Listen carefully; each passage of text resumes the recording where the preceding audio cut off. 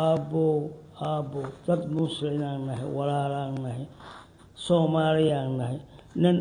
dhulka yaalan ahay wuxuu dhalina meeshaan ay jiifaan oo la qalay waxna aanu qaban karin isbitaalkii laygu qalay ayaan hadeer aan taaganahay waxaa laga qabto wiilkan gacan ha laygu siiyo ha lay sheegareeyo waxaa laga qabto daawadii hataa waa kaa dhammaatayaalale waxaan daawadii aan ku bixiya ma hayo walaalayaal ii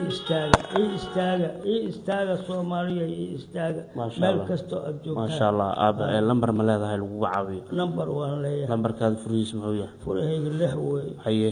78 haye 35 haye 75 ها maxaa kugu qoran Cabdi Sheekh Axmed ay ugu qoran waa mahadsantiin aabbahan Soomaaliya soo garab istaaga wiilkiisa la qalqalay isbitaal u yaalo